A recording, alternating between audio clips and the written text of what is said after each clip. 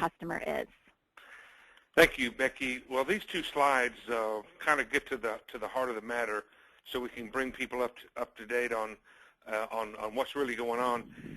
For 10,000 years, the marketplace operated under the same basic business model, which I reduced to three basic elements around the relationship between sellers and customers.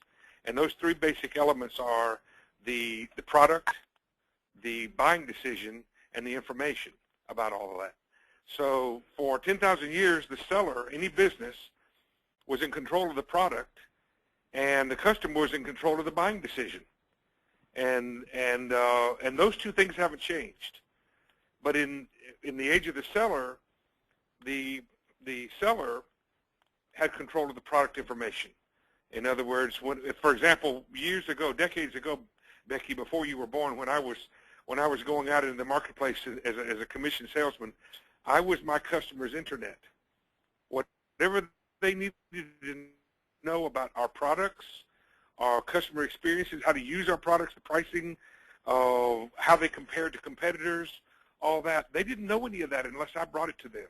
And so they were excited to see me come because I had the information they needed. I literally was like, I was essentially a website for them. And that's the way it was in the age of the seller. Then when you move over to the right, you see the age of the customer. Notice how the colors have changed. Notice how the shift in the dynamic there between customers and sellers. Now, as I said, the seller still owns, I should say, the seller still owns the product. The customer still controls the buying decision, but now the product information is now owned by, at least co-owned, by the customer. And what that means is, as most of us know, when we want to find something out about a company, about a product, we don't have to call the company to find out about it. We don't have to go see them. We can go online. And if they're not there, we'll find out what we need from someone else. Now, I wanted to point out the other thing there. Notice that little bitty sliver of pie there on the left with the words word of mouth next to it. Well, that's the old days. That's in the age of the seller, when we had the maxim that the old word of mouth maxim, which is if you make somebody happy, they'll tell someone. If you make them unhappy, they'll tell 10 someones. Well, in the age of the customer, word of mouth has become UGC, and if you don't know what UGC is, you do know what it is. You just may not have been calling it that. User-generated content. UGC is user-generated content, and that's any time you have posted a comment about a product, about a company. You've gone to Yelp, or you've gone to Amazon, or you've gone to any of the websites where they allow you to make a comment about an article or a product or whatever. You were contributing to information about that product, and that's out of the hands of the seller. And that's the reason why I put it in the hands of the customer. And so if you look at those colors there, you look at that ratio of control, you can see why I say for 10,000 years, the seller had control of the relationship in the age of the customer, and only since about 1993, when the internet was available to us for the first time, only for the last 20 years has the age of the customer been around, and it is the future. Where we're going looks like the graphic on the right, not like the one on the left. So hopefully that kind of explains in a very basic sense what's happening and who has control and who doesn't have control. And if you're a seller, if you're in business, if you own a business, and you have customers, this is a wake-up call. This graphic on the right, that's a wake-up call for who is really controlling your business. Go ahead if you want to go forward a little bit now, Becky. Can I ask a question before we Yes. move on, Jim? Mm-hmm. So this is where we are today for sure, and I definitely see the power in the user-generated content that's available on the web. And you mentioned that it was 10,000 years that we were in the age of the seller. Do you have any prediction about how long we're going to stay in the age of the customer? For what's coming next, even after that? Well, that's a good question. That's an excellent question.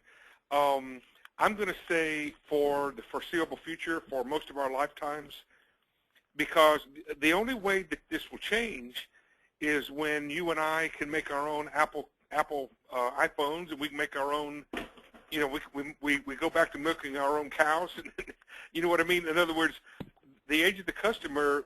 You know, you could say that it would be like it was before people started doing business together, when everybody did their own thing. They took care of all their own needs. Hopefully, we won't go back to the caveman time, Becky. But no, I see what you're seeing on the right there. The age of the customer. I see that being for generations at least. And the only thing that will change that will be technology. And I will tell you one thing that might create some of that. Today, you may be familiar with printing, 3D printing. There, you can. It's actually not completely out of the realm of expense for people, for businesses to own a 3D printer where you can print a product. And so, you know, one of these days, you know, you might be able to create your own products. If you watch Star Trek Next Generation, they had the thing, that the device that they said what they wanted and it appeared in the wall, right? I forgot what they call that, but anyway, it's going to be around for a long time. I agree. Okay, now a little bit forward, and I'm hoping, Jim, that you can help us understand why customer expectations have become the engine. Well, in the age of the seller, when customers needed to know something, as I said earlier, they called me, they called my business, they called someone else's business. They couldn't wait for me to come by and give them information if I was in sales. Whatever they did, they had their expectations were that they had to wait on somebody to get the information they needed. They had to find somebody else to get the information they needed about a purchase they were going to make, so they could decide whether to make sure they got value. That was the big thing they were looking for, is what they wanted and a good value. So those were those expectations in those days. In the age of the customer, the new expectations are, as I said earlier, that I can go online and find out what I want. I don't have to wait on someone. I can go into my smartphone. I can literally talk into my smartphone and say, pepperoni pizza in Peoria. If I'm in Peoria looking for lunch, I could say pepperoni Peoria in my where your pizza place is. So those examples I just gave are really simple ones but they do amplify what customers are doing these days to find out how to do business with companies. They are in control, and they like it, and those are their expectations. And so if you're going to be able to connect with customers and keep them, you have to understand what their new expectations are and be meeting those expectations, which are age of the customer expectations. If you're still practicing, if you're still doing business with age of the seller expectations, then you're not going to be meeting these new expectations with your age of the seller practices, and therefore your customers are just going to go away, and which they may actually be doing even as we speak. That is a little bit scary. It is. So this next slide, I would love to have you help me understand. Jim, you say that the age of the seller is being subducted by the age of the customer, and I would love to have you explain that for us. Well, when I talk about the age of the customer emerging and waxing, so to speak, while the age of the seller is waning, I tried to think about a way to describe it in sort of three-dimensional terms. And so if you think about the age of the seller is a 10,000-year-old dominant paradigm. It's a dominant paradigm. When a dominant paradigm means it's what everybody accepts. It's the way the world is. The world is education, training, practices are all built around the acceptance of this dominant paradigm. Religion, for example, the various religions in the world are dominant paradigms. Well, the age of the seller practices have been a dominant paradigm for 10,000 years. the age of the customer is becoming a dominant paradigm. And so what happens when those two big boys bump into each other? And I thought about, okay, well, how could I describe that? And so I thought about the geological term subduction. Whenever there's an earthquake, Becky, you know what happens? Two tectonic plates bump up against each other. And something violent happens when one of them gives, and what happens is one goes over the top of the other. One always goes down. The Himalayan mountains were created by tectonic plates, one plate pushing another one down and the other one going up. And so that's the kind of a shift we're talking about here. And so if you imagine that the age of the seller is going down, being subducted and overridden by the age of the customer. And if you go to the next slide, you can see, I think the next slide shows you, there it is. So this is where we've been. If you imagine the top part there being where the arrow is pointing upward, that's the age of the customer, and it's overriding the age of the seller. Now look at the expectations in there. But I want you to notice that this slide shows you prior to 2008, 2008 all the way back to 1993 when the age of the customer was born.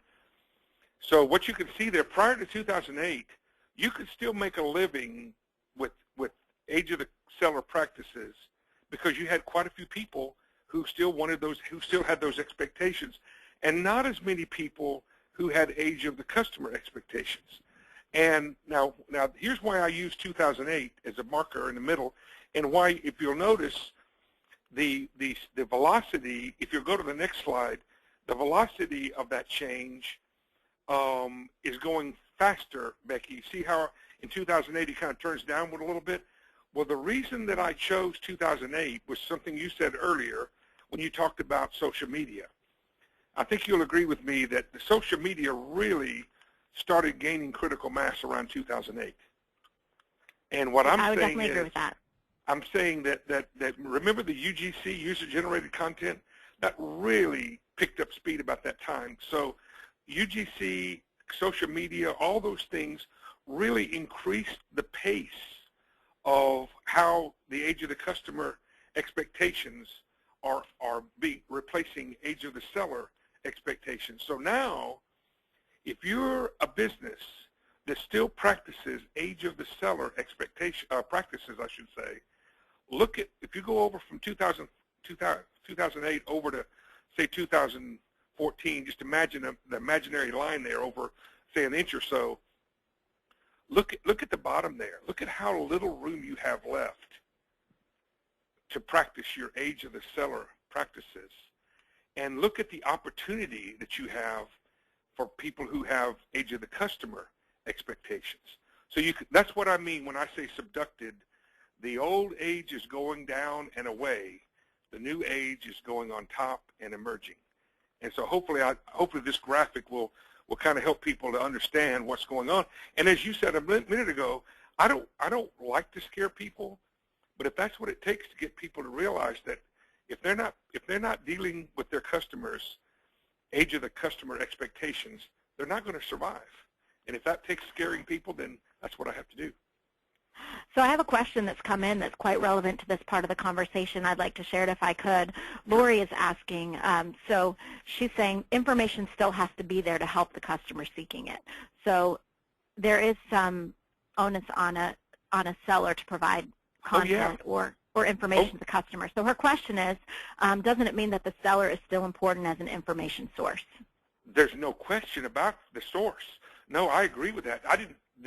What I said was who controls the information. The source comes from, but the reason I say customers are more in control, because Becky, the seller creates information about their product, but how many times have you read about a product from a source that wasn't the seller of the product? You see what I mean? In other words, it could be the industry putting it out. It could be a competitor putting it out. It could be a reviewer putting it out. What's the common denominator in the control of information is not where it comes from, because it very well may come from the seller. But the common denominator is the customer has access to it. And whenever the customer has access to it without going through the seller, without going through the business, then in my opinion, that puts them in control. Does that make sense?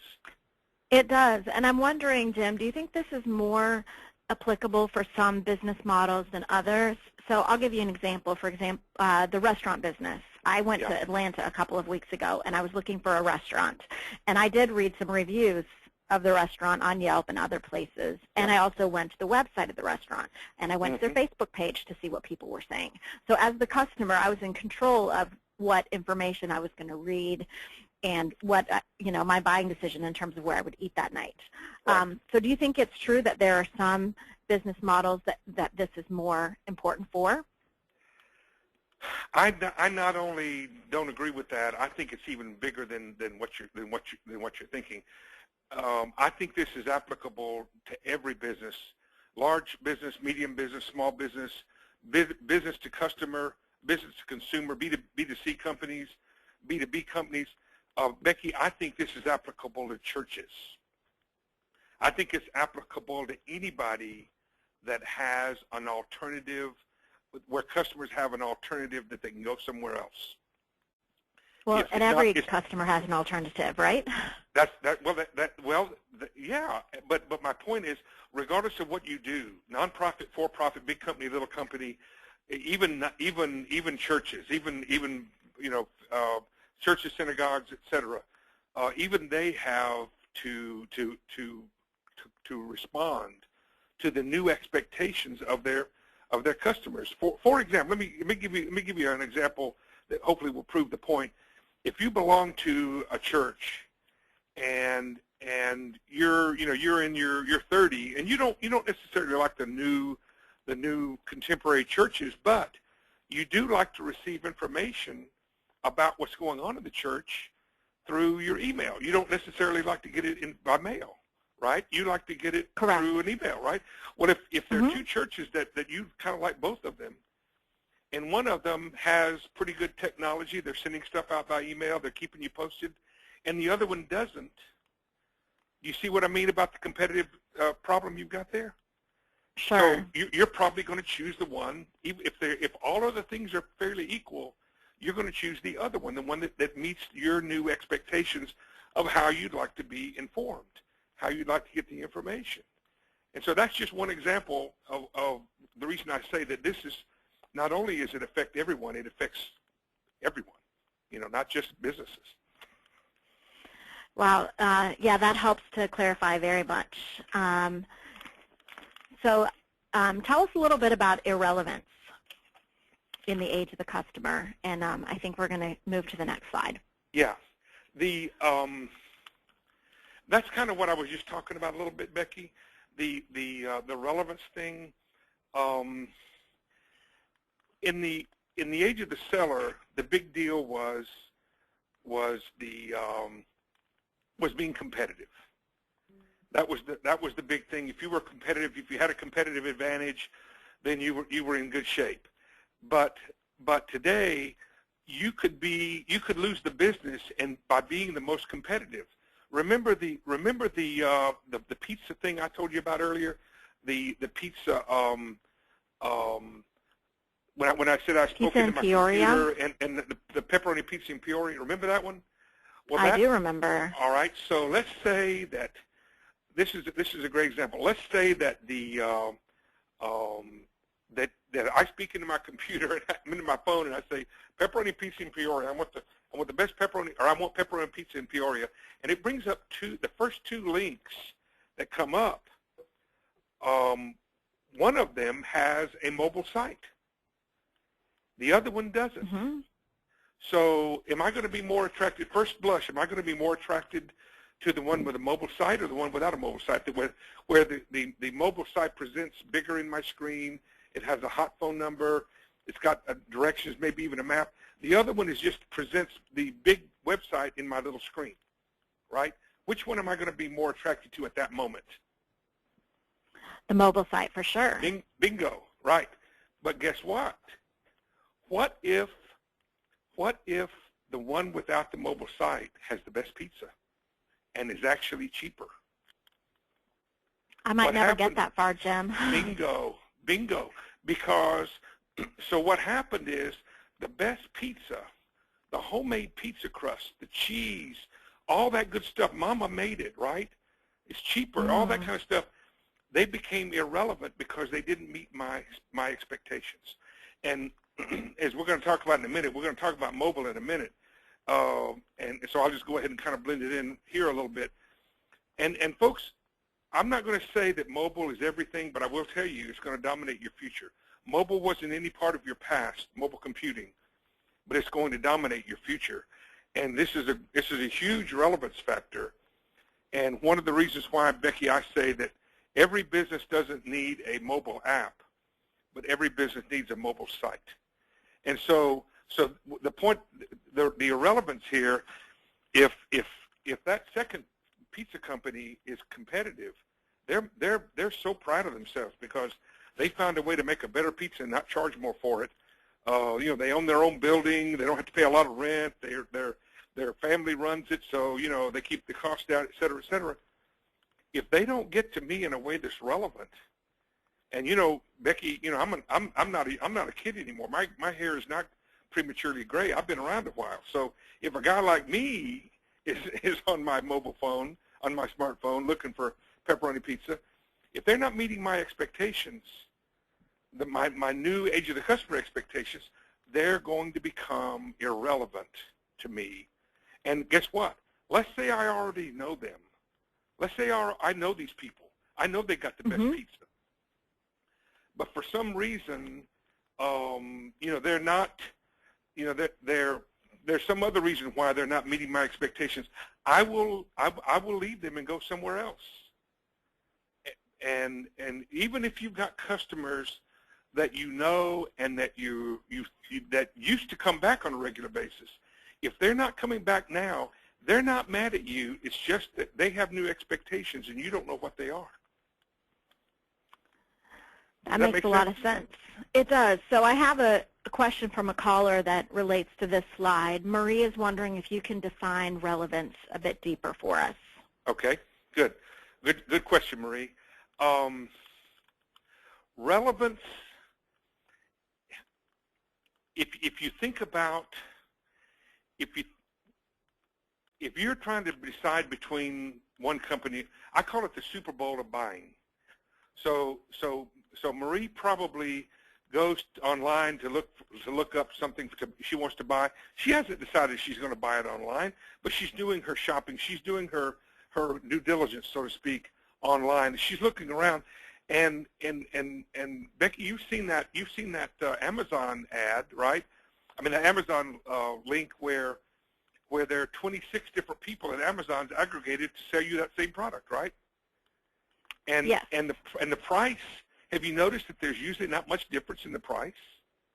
So if Marie's trying to decide, well, okay, I think I boiled it down to instead of 26, I boiled it down to these two, because doggone it, the price is the same. They got the same product.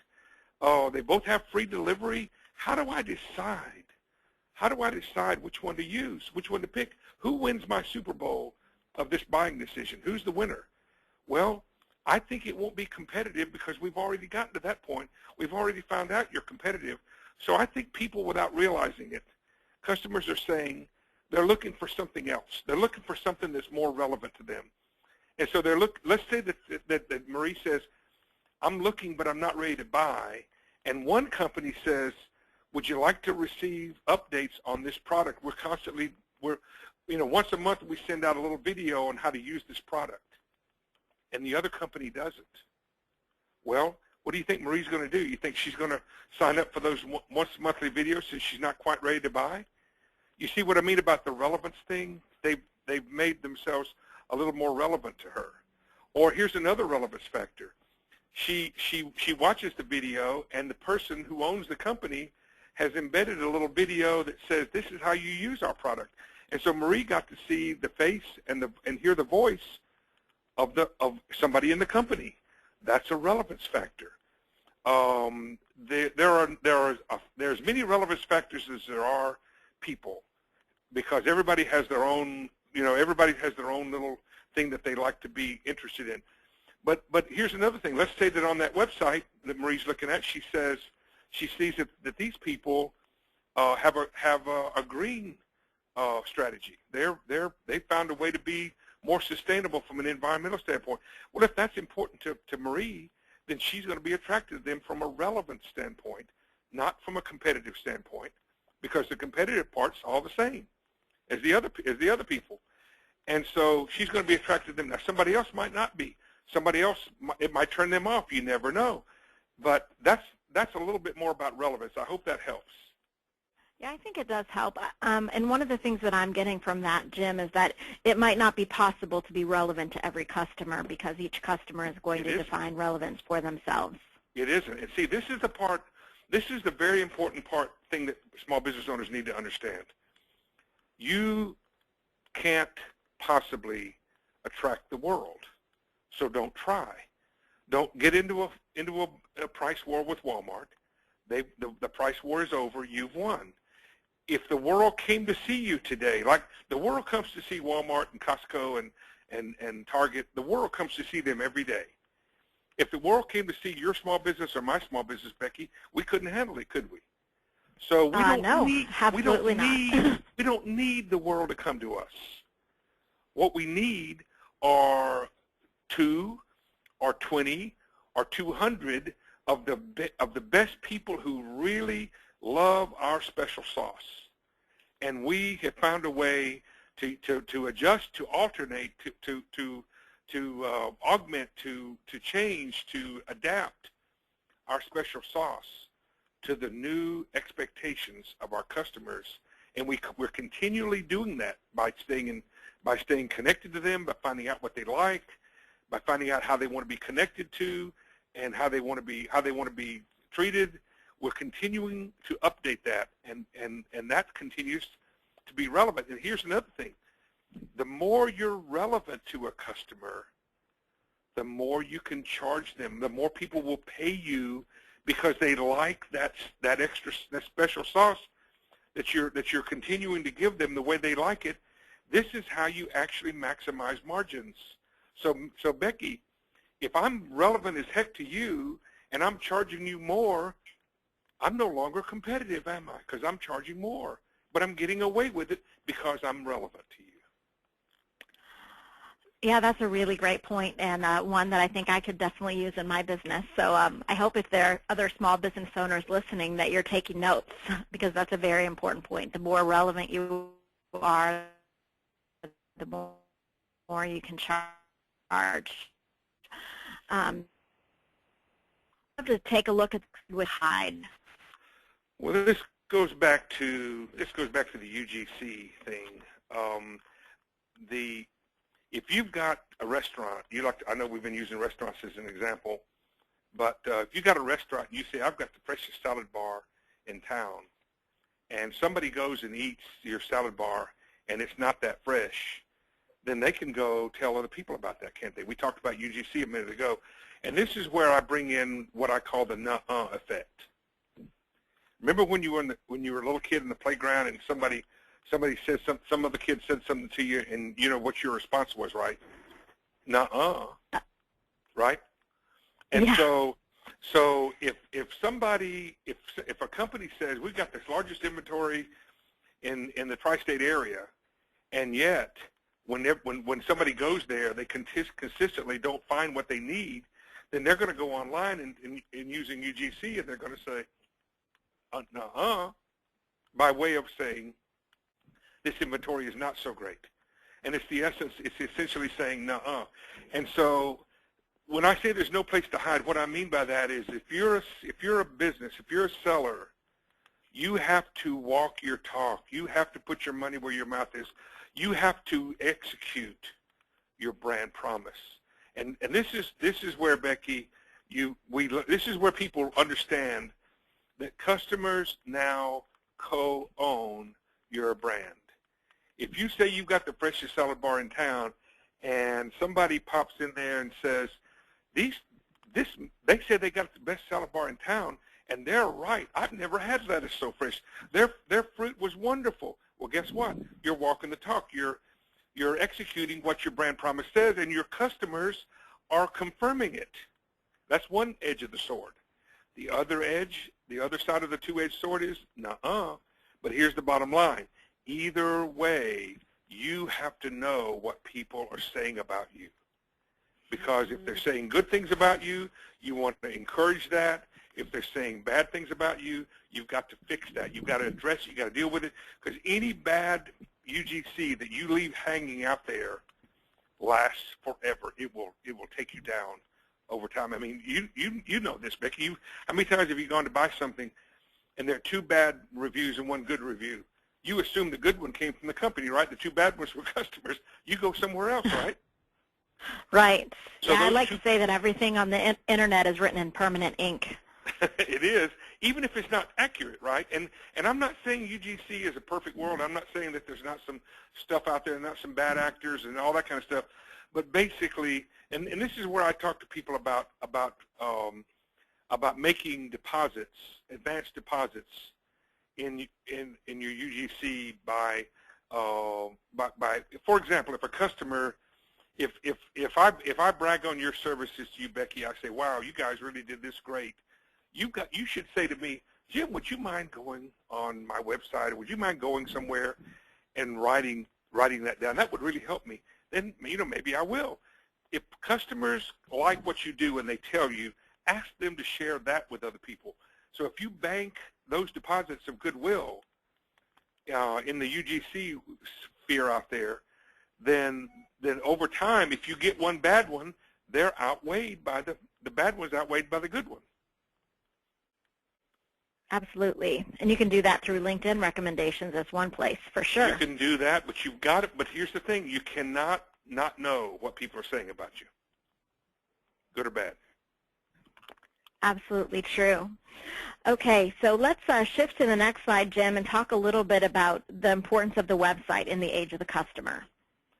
Well, we talked a little bit earlier about the website and the mobile site.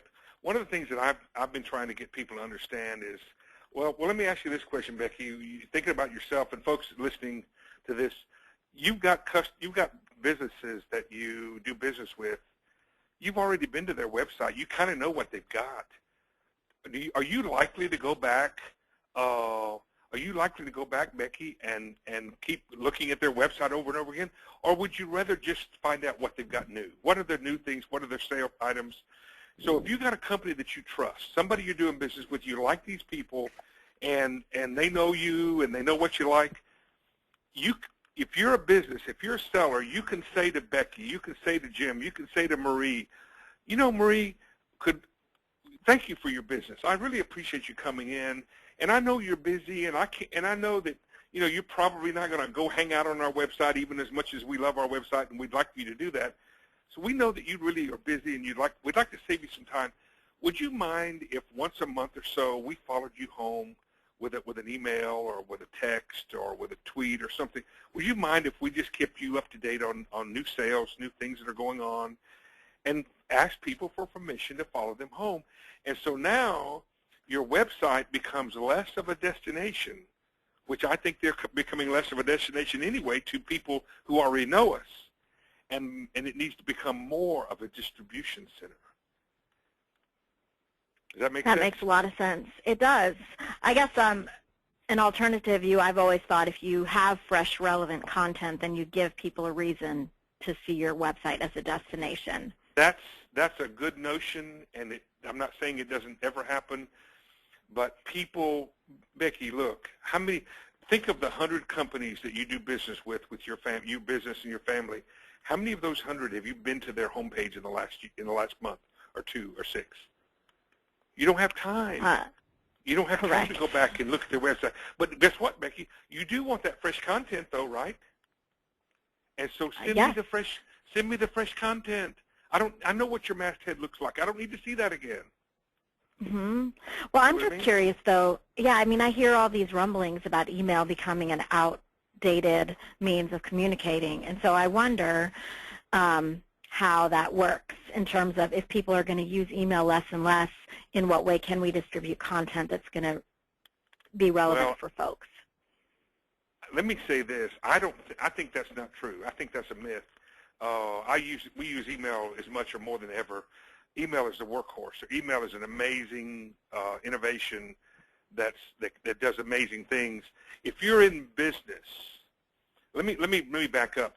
If you're business to business, email is not going to go away. If you're business to consumer, there are a lot of people, Becky, as you know, and especially the younger generation, who don't use email. But remember what I said. I didn't say send them. I didn't say use your website to email people stuff. I said follow them home. Ask them how they would like to be followed home. Remember, I said you can text them, you can tweet them. I've got companies that I do business with that email me, and there's one company that got the business from me one day ahead of another company that was just as competitive, because before I bought the product from the other company, the guy texted me. He knew my cell number. He got permission to text me. He texted me a price and a product that I could get anywhere else, the same price. But because he made it easy for me, all I had to do was punch Y into my mobile phone, my smartphone, and hit send. That told him to go ahead and place the order. He already had my credit card information. I trusted him with all that. A week or two later, the product showed up on my door.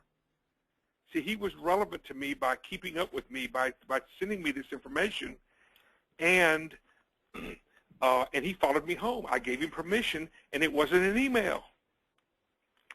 Sure. So I think one of the key things that you're saying here, Jim, is that it has to do with choice and understanding how our customers would like to receive communication and content from us, and then making it easy for them to receive it in the way that they prefer. Let me, what you said is exactly right, but let me button it up in one word: expectation. What are my expectations? I'm a baby boomer. You're a Gen X or Gen Y. I don't know. I know you've got a young family, Becky. I've got different expectations. Yeah, definitely Gen X here. I've got different expectations than you do, but it doesn't matter, because so let's say that we got a company who does email, but they don't text. They're not prepared to do that. And you probably would rather receive a text than an email for a consumer product. Well, if they're not going to text, they just lost your business. See what I mean? Now you're not mad at them anymore, Becky, but they became irrelevant to you. Sure. So Lori is asking, what if the fresh content lives on the website? And I think, I don't want to put words in your mouth, but I think that what you're saying is it doesn't matter if the fresh content lives on the website. You have to be relevant and share it with your customers in the way that they expect. It can live on the website, but it needs to fly free through the distribution. You need, for example, Becky, if I've got a new video, if you've signed up for my video, if you say, okay, Jim, I understand you do a new video every week. I want to hear about that. Well, guess what? You're going to get access to my video. We're going to send you a notice. The new video is ready, and you don't even have to go to my website again. You can just click on the link and watch the video from wherever you are, on your smartphone, on your tablet, on your computer. Mm-hmm. See what I mean? Sure do. So yeah, yes.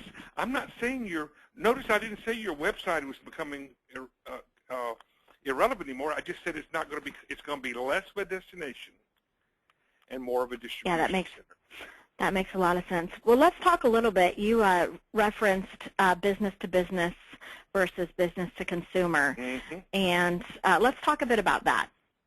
Well, one of the things that's changed a lot, one of the things that's huge in the business to business side is that the age of the customer has changed the rules of selling. In the B2C side, business to consumer, it's changed the rules by the customer walks in your door, they no longer know nothing, they know a lot. And so you have to train your people to ask customers, thank you for coming in, I'm glad you're here. And when you find out what they're looking for, just say, well, would you mind telling me what you've learned so far? And that way you don't waste their time, you don't annoy them, and you don't insult them by telling them stuff they already know. So that's on the B2C side. On the B2B side, In the old days, Becky, when I was selling, for Xerox, for example, many decades ago, if I wanted to go see a prospect, I just knocked on the door and said, "Hi, I'm Jim. How do you like me so far?" And I was pretty good at it, so I got in a lot of doors, because in those days, prospects expected to be called on by vendors. They needed to know what we had. Today, Becky, how many people can walk up to your business door and knock on it and get in to see you without an appointment? You never do that, right? And none. No, if you're correct. going to be called on by a vendor, they're going to make an appointment, but then you're going to say, okay, this person wants to make an appointment with me. What makes me think that that I should give them my valuable time? And so what I'm saying, two things I'm saying. Number one, cold calling for business customer prospects is a fool's errand. I'm not saying it never works, but it's low percentage, and you're going to wind up making people think that you're not professional. More people will think that of you than will let you in the door. That's number one. Number two, in the old days, if a selling cycle, if selling a product took a business-to-business product cycle, sales cycle took, let's say it took 6 months, it might take you a week or a minute or a month to get in the door, and then it might take you 5 months to sell it, to go through the selling process, because that prospect was letting 10 other people through the door. If you could get through the door, anybody could get through the door. So the prospect is now considering all these different proposals. Now, that's the age of the seller, two-step process I was just describing.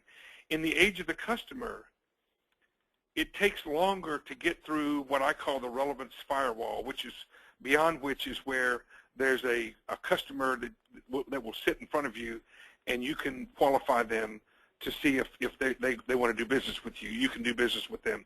So what I'm saying is, in the first step, in the age of the customer, and this, by the way, this is all graphically shown in the book in chapter 16. If you're business to business, you should buy the book just for chapter 16, Becky. And so it takes you longer to get in the door. Remember what you just said? If I'm going to let somebody in, I'm not going to let anybody who walks up in my door. I'm going to make them earn the right to be there. So that process takes longer. There are many more steps that you got to go through to get in the door, to get through the relevance firewall. But here's the good news. Once you get through the door, if you get through the door, you may be one of 3, one of 2, or maybe even the only one that gets through that door. There won't be 10 other people through that firewall. Only the people who are relevant, who contribute first, who use it's an example I call contribute first, contract second. If your attitude is, I'm going to contribute something to Becky, I'm going to say something to Marie, I'm going to tell Claire, I'm going to find out what they're interested in, I'm going to find out some way that they can realize that I am here for the long haul, that I care about what they're interested in. I'm going to get their interest. I'm going to let them know that I'm willing to earn the right to come in and ask them to do business. And once you do that, then there are a lot of different ways to do it. Then you're allowed in, and remember this, you probably you're going to be in a much smaller group of people that get through that wall, and you'll have a much higher chance of making the sale. And that's all part of the fool's errand thing.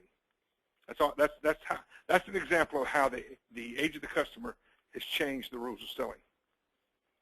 All right. I'm not quite sure what happened with our slides, but I think the next slide talks about the importance of being relevant through mobile content.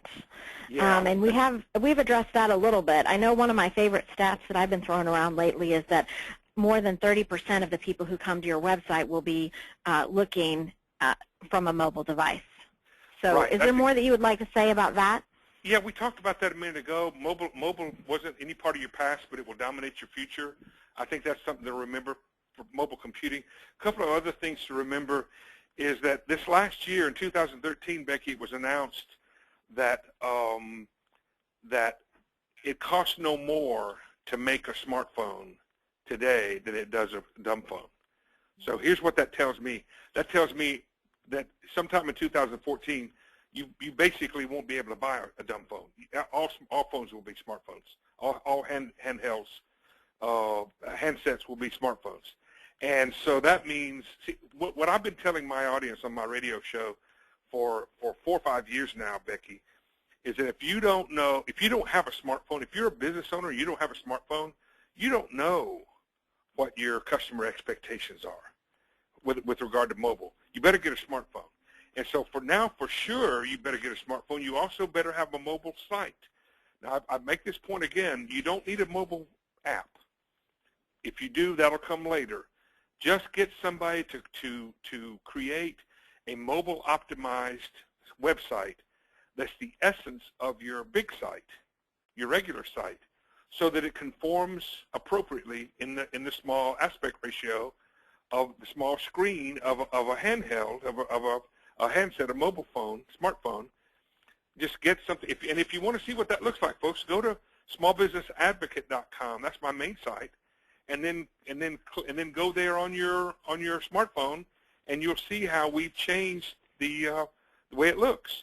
Ageofthecustomer.com, the website for the book, it was built so that it would conform automatically to a small screen.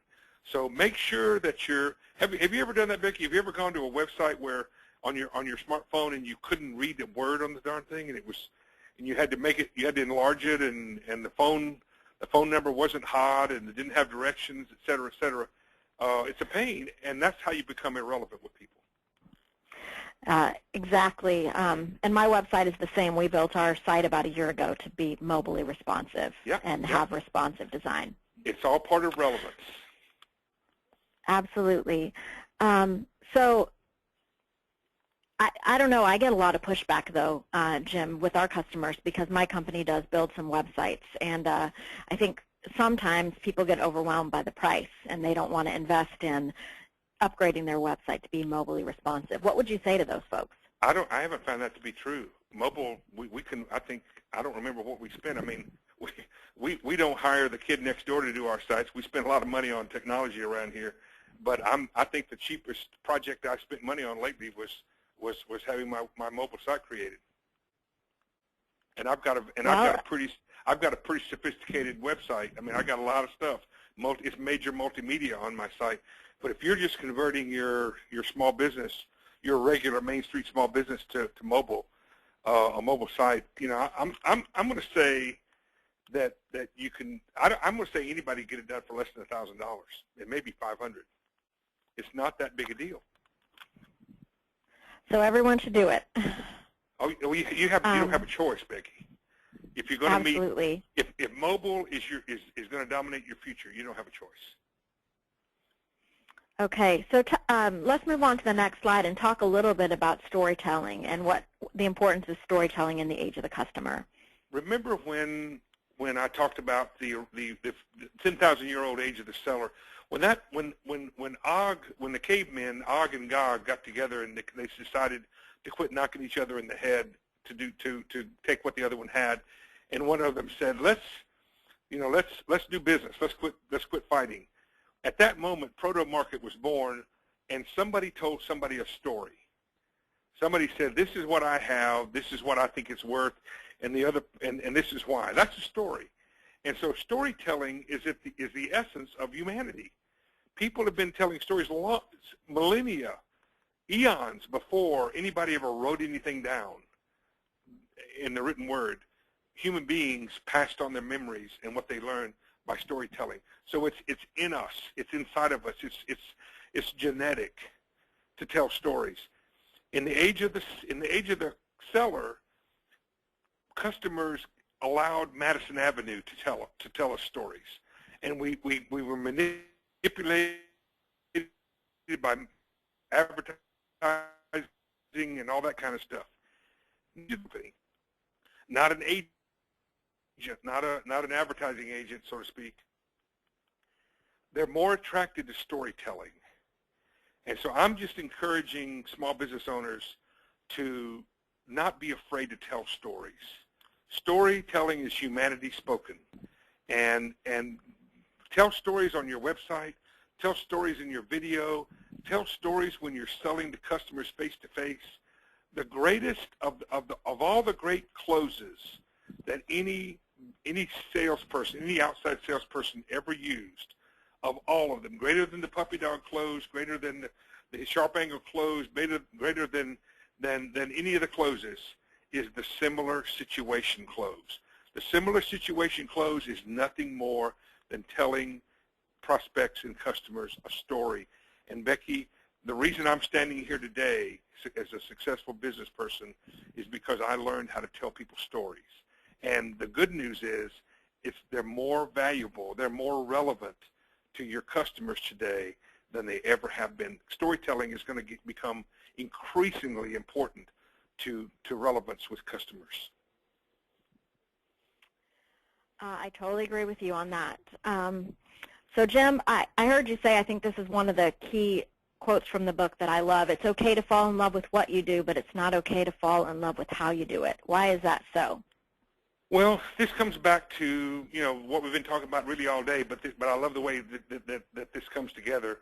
I was saying this to people long before I started writing this book. This may have been actually the germ, the little kernel of information that got me to thinking about the age of the customer. Whatever it is that you do, whatever industry you're in, whatever you sell, it's probably okay for you to fall in love with that. But customers have different expectations today than they had yesterday and 5 years ago, 10 years ago. And those expectations are going to alter the way you do whatever it is that you do.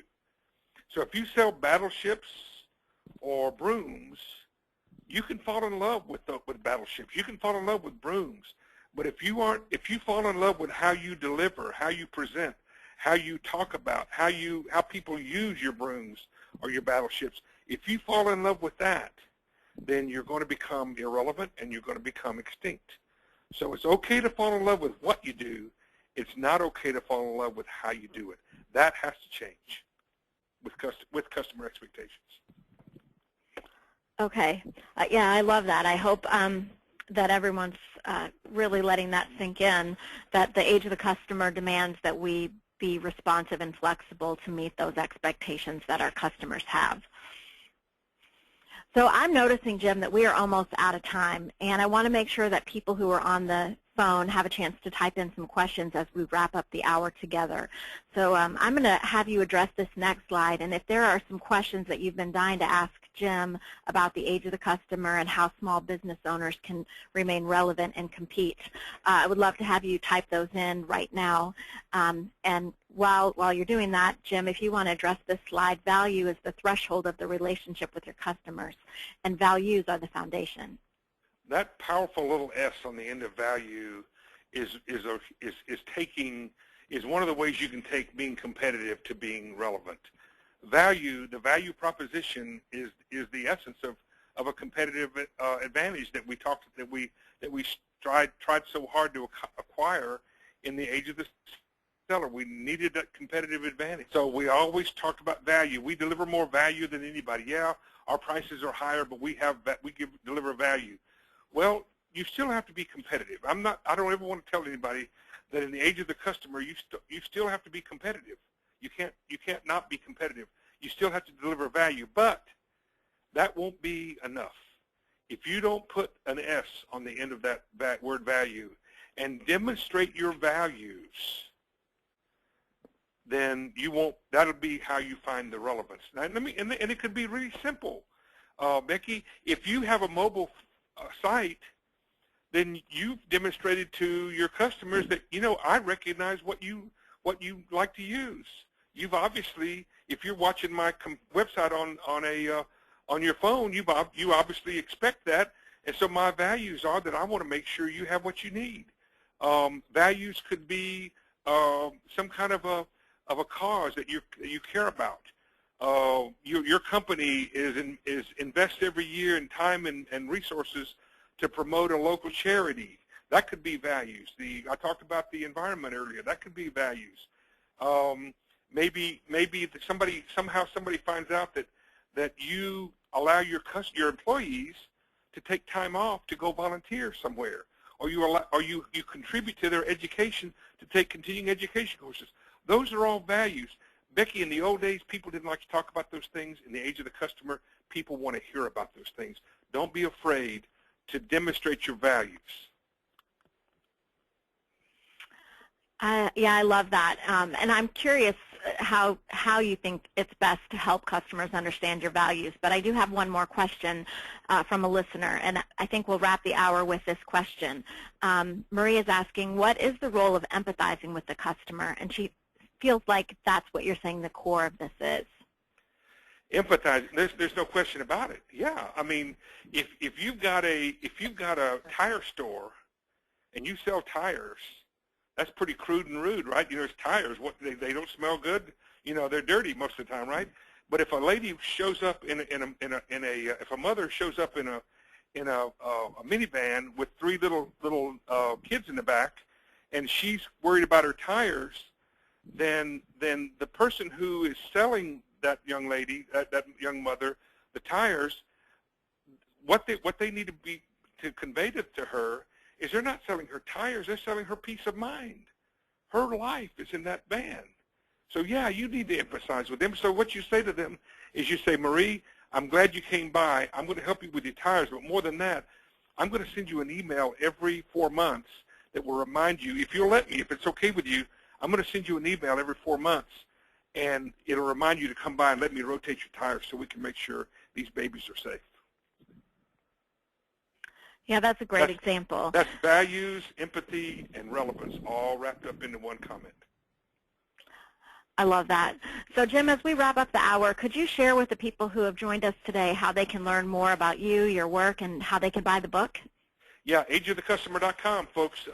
Even if you don't buy the book, you can learn about all the things I'm saying here. The main thing I want, my first goal is for you to not fail, for you to not become extinct, for you to survive. And my second goal would be for you to buy the book. So whichever way you want to do it is fine with me. ageofthecustomer.com.